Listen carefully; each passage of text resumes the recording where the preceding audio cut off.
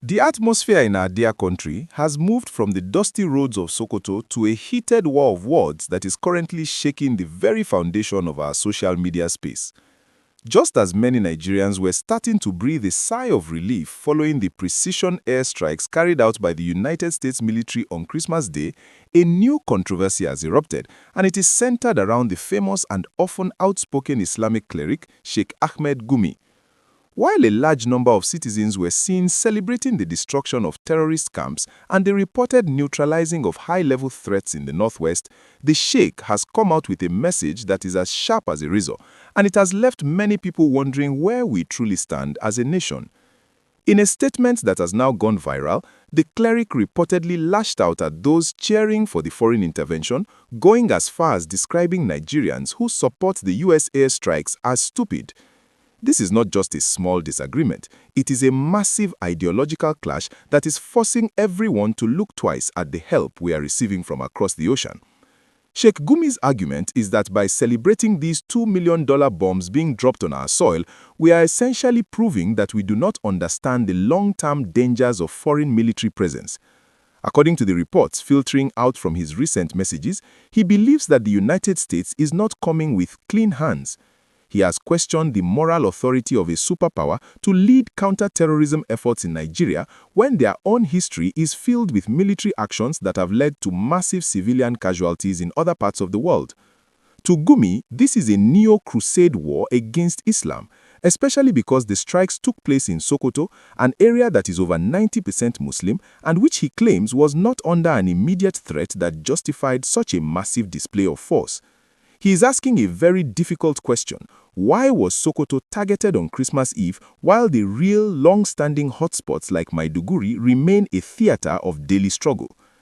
This narrative has sparked an intense gist online, with people debating whether the cleric is simply being a patriot who cares about sovereignty or if he is being too soft on the elements that have terrorized the North for years.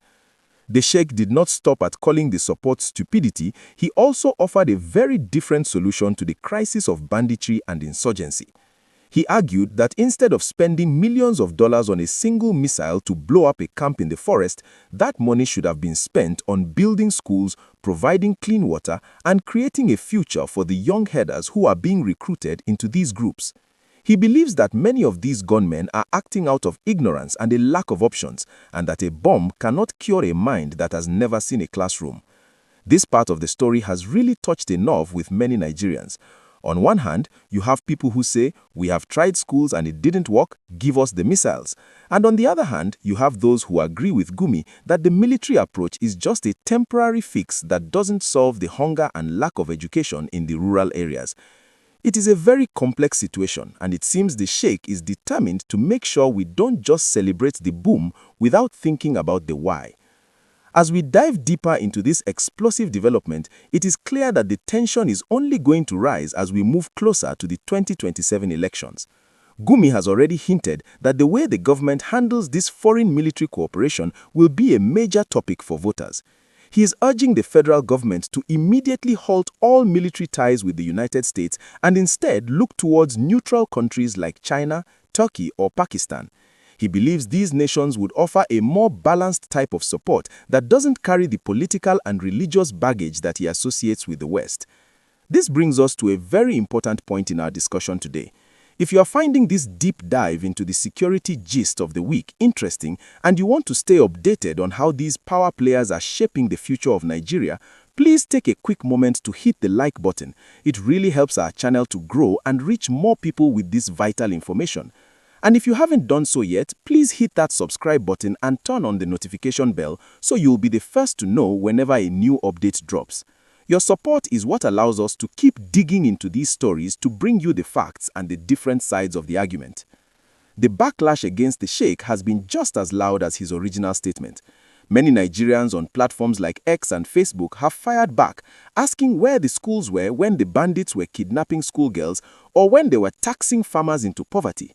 Some social media users have pointed out that while the Sheikh talks about clean hands, the hands of the terrorists are stained with the blood of thousands of innocent people of all faiths. The debate has become so polarized that some are even calling for the cleric's arrest, while his supporters say he is the only one brave enough to tell the truth about foreign imperialism. The sheikh himself has responded to these calls for his arrest by saying his critics are driven by bigotry and ignorance.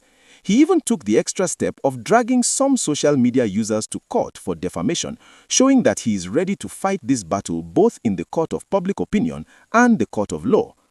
One of the most interesting related talks coming out of this situation is the role of the Nigerian government itself. While the Trump administration is taking credit for the powerful and deadly strikes, the Nigerian Ministry of Foreign Affairs has been trying to maintain a balance, saying the collaboration is based on shared intelligence and respect for our laws. But the optics of a foreign president announcing strikes on our soil before our own leaders do is exactly what Gumi is using to fuel his argument about lost sovereignty. He is painting a picture of a government that has outsourced its most basic duty, protecting its people, to a foreign power that might have its own hidden agenda. This is the gist that is making people very uncomfortable.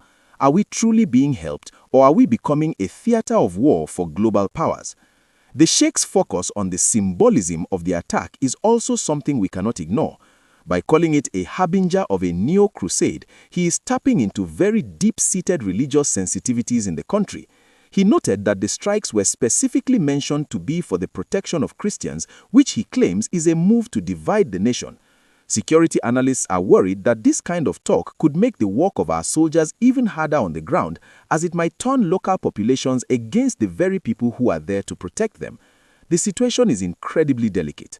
On one side, you have the technology and fire of the world's most powerful military, and on the other, you have the influential words of a cleric who knows how to move the hearts of thousands.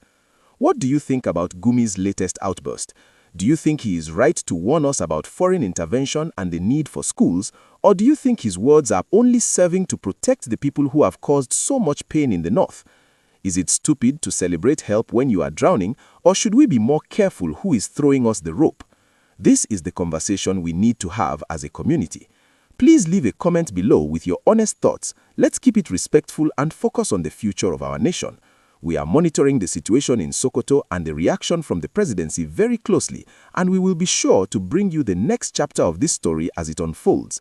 Make sure you are subscribed so you don't miss the follow-up, as there are rumors that the government might officially respond to the Sheikh's comments in the coming days.